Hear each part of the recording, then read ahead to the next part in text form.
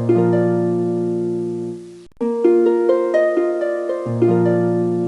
मेरे प्यारे बच्चों। आज हम मिठाई वाला पृष्ठ संख्या 25 के आखिरी अनुच्छेद से आरंभ करेंगे।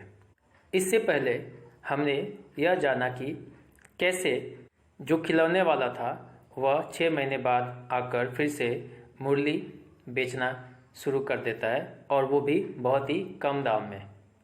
विजय बाबू भी अपने बच्चे चुन्नू और मुन्नू के लिए खिलौने लेते हैं। अब आगे बढ़ते हैं। यह बड़ी अच्छी मुरली है, तुम यही ले लो बाबू।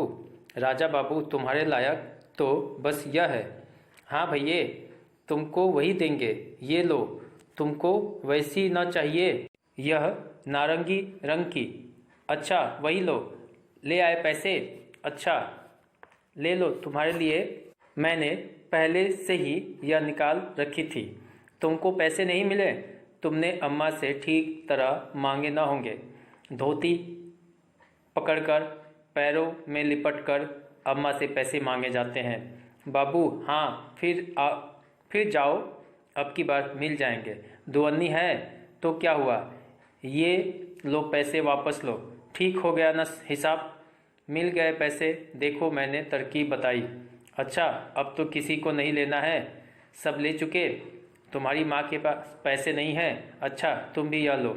अच्छा तो अब मैं चलता हूँ। इस तरफ मुरली वाला फिर आगे बढ़ गया।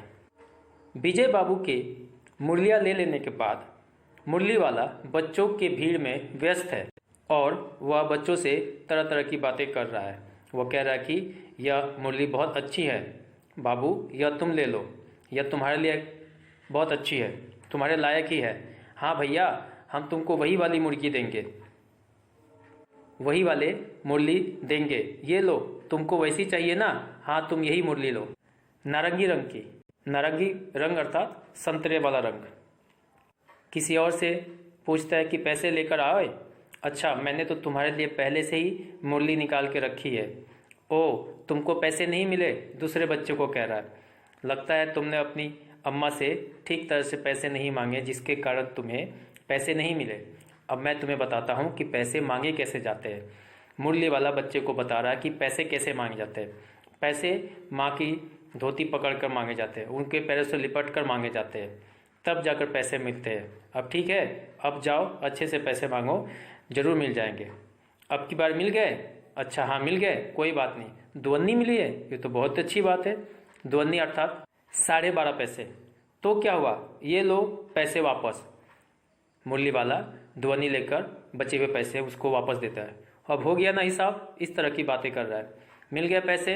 देखो मैंने तरकीब बताया था ना, उपाय बताया था ना, कैसे पैसे मांगे जाते हैं, जिसके वजह से पैसे मिल गए। एक और लड़के को कह रहा है कि तुम्हें पैसे नहीं मिले? कोई बात नहीं। मुरली वाला उसे भी मुरली दे देता है और कहता है कि सबने मुरली ले ली, अच्छा कोई बात नहीं, अब मैं चलता हूँ। इस तरह कहकर मुरली वाला वहाँ से आगे बढ़ जाता है। यह कहानी का तीसरा भाग है। आज अपने मकान में बैठी हुई रोहिणी मुरली वाले की सारी बातें सुनती रही। आज भी उसने अनुभव किया, बच्चों के साथ इतने प्यार से बातें करने वाला फेरी वाला पहले कभी नहीं आया। फिर वह सौदा भी कैसा सस्ता बेचता है, भला आदमी जान पड़ता है। समय की बात है जो बेचारा इस तरह मारा मारा फिरता है, पेट जो न कराए सो थोड़ा। इसी समय मुरली वाले की क्षीण स्वर दूसरी निकट की गली से सुनाई पड़ा, बच्चों को बहलाने वाला मुरलिया वाला। रोहिणी इसे सुनकर मन ही मन कहने लगी, और स्वर कैसा मीठा है इसका। बहुत दिनों तक रोहिणी को मुरली वाले का वह मीठा स्वर और उसके बच्चों के प्रति वह स्नेहसिक्त बातें याद आती रही। महीने के महीने आए और चले गए, फिर मुरली वाला न आया। धीरे धीरे उसकी स्मृति भी क्षीण हो गई। यह दृश्य कहानी का तीसरा भाग है, जिसमें रोहिणी एक अपने मकान में बैठी है और मुरली वाले की जो बातें हैं वो बातें सुन रही थी, और उसको अनुभव कर रही थी, महसूस कर रही थी, और सोच रही थी कि बच्चों के साथ इतने प्यार से, इतने घुल मिलकर बेचने वाला सामान फेरी वाला, ऐसा फेरी वाला उसने पहले कभी नहीं देखा था, और ना ही कभी उस गांव में आया था। और इतना ही नहीं, वह सस्ता सौदा करता था। उसके जो चीज़ों की कीमत है बहुत ही कम होती थी। रोहिणी को लगता है कि वह आदमी बहुत ही भला आदमी है। शायद समय के साथ उसका बहुत बुरा हुआ है, जिसके वजह से वह इस तरह का जीवन बिता रहा है। पेट के लिए आदमी क्या क्या नहीं करता है, कैसे कैसे काम करने पड़ते हैं। इस तरह के विचार रोहिणी के मन में आ रहे थे। जब रोहिणी मुरली वाले के बारे में ये सब सोच रही होती थी, उसी समय मुरली वाले का जो आवाज़ है वह गली के दूसरे छोर से सुनाई दिया। बच्चों को बहलाने वाला मुरलिया वाला। उसकी आवाज़ सुनकर रोहिणी मन ही मन कहने लगी कि और उसका जो स्वर है, उसकी जो आवाज़ है वो कितनी मीठी है। इसके बाद बहुत दिनों तक उसका मीठा स्वर रोहिणी के दिमाग में था और उसकी यादें उसके मन में थी। महीने के महीने बीतते चले गए, मुरली वाला फिर दिखाई नहीं दिया। उसके बाद धीरे धीरे उसकी जो यादें हैं वो रोहिणी के दिमाग से निकल सी गई, अब ख़त्म होने लगी। यह भाग कहानी का चौथा भाग है। 8 मास बाद सर्दी के दिन थे। रोहिणी स्नान करके मकान की छत पर चढ़कर आजानुलंबित केश राशि सुखा रही थी। इस समय नीचे की गली में सुनाई पड़ा बच्चों को बहलाने वाला मिठाई वाला। जब महीनों तक मुरली वाला नहीं दिखाई दिया तो 8 महीने बीत जाने के बाद सर्दी के जब दिन आ गए, रोहिणी जो है वह नहाकर अपने छत पर चढ़ी हुई है और आजानुलंबित अर्थात आधे गीले और आधे सूखे हुए अपने बालों को सुखा रही थी। ठीक उसी समय गली में सुनाई पड़ता है कि बच्चों को बहलाने वाला मिठाई वाला। अगला अनुच्छेद। मिठाई वाले का स्वर उसके लिए परिचित था। झट से रोहिणी नीचे उतर आई। उस समय उसके पति मकान में नहीं थे। हाँ, उनकी वृद्धा दादी थी। रोहिणी उनके निकट आकर बोली, दादी, चुन्नू मुन्नी के लिए मिठाई लेनी है, जरा कमरे में चलकर ठहराओ। मैं उधर कैसे जाऊं? कोई आता ना हो, जरा हटकर, मैं भी चिक की ओट में बैठी रहूंगी। जैसे ही रोहिणी ने मिठाई वाले की आवाज़ को सुना, वो पहचान गई कि यह आवाज़ उसके लिए जाना पहचाना है। वह तुरंत छत से नीचे उतर आई। उस समय रोहिणी के पति घर पर नहीं थे, उनकी बूढ़ी दादी थी।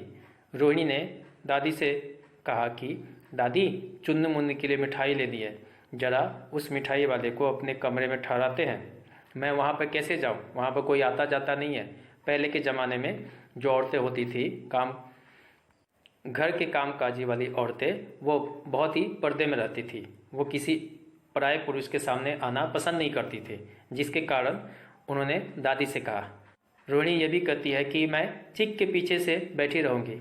चिक का अर्थ होता है यहाँ पर लकड़ी या बांस का बना हुआ पतला सा पर्दा। पहले के ज़माने में कपड़े के पर्दे नहीं होते थे, जिसके वजह से लोग चिक का इस्तेमाल करते थे। अगला अनुच्छेद। दादी उठकर कमरे में आकर बोली, ए मिठाई वाले, इधर आना। मिठाई वाला निकट आ गया, बोला, कितनी मिठाई दूँ माँ? ये नए तरह की मिठाइयाँ हैं, रंग बिरंगी, कुछ कुछ खट्टी, कुछ कुछ मीठी, जायकेदार, बड़ी देर तक मुंह में टिकती है, जल्दी नहीं घुलती। बच्चे बड़े चाव से चूसते हैं। इन गुड़ों के सिवा ये खांसी भी दूर करती है। कितनी दूँ? चपटी गोल पहलदार गोलियाँ है, पैसे की 16 देता हूँ। दादी माँ कमरे से उठकर बाहर निकलती है और मिठाई वाले को पुकारती है, ए मिठाई वाले, यहाँ आना। मिठाई वाला तुरंत दादी के निकट आ जाता है और कहता है कि माँ, कितने की मिठाइयाँ दूँ? ये नए तरह की मिठाइयाँ है, बहुत ही रंग बिरंगी है। कुछ के स्वाद खट्टे हैं तो कुछ के मीठे हैं, बहुत ही स्वादिष्ट है और बहुत देर तक मुंह में टिकती है। पहले के ज़माने में इस तरह की ही मिठाइयाँ मिलती थी। बहुत देर तक टिकने का अर्थ है बच्चे बहुत देर तक इसका स्वाद ले पाएंगे, जल्दी खुलती नहीं है। बच्चे भी बड़े चाव से इसको देर तक चूसते रहते हैं। और इन मिठाइयों में एक गुण यह भी है कि यह खांसी भी दूर करती है। कितनी दूँ माँ? चपटी गोल पहलदार गोलियाँ है, पैसे की 16 देता हूँ, अर्थात 1 पैसे में 16 गोलियाँ मिलती है। अगला अनुच्छेद। दादी बोली, 16 तो बहुत कम होती है, भला 25 तो देते। मिठाई वाला, नहीं दादी, अधिक नहीं दे सकता, इतना भी देता हूँ। या अब मैं तुम्हें क्या, खैर मैं अधिक ना दे सकूँगा।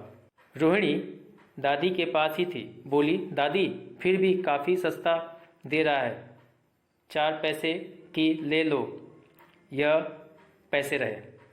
जब मिठाई वाले ने कहा कि वह 1 पैसे की 16 देता है तो दादी बोली कि 16 बहुत कम है, कम से कम 25 तो दो।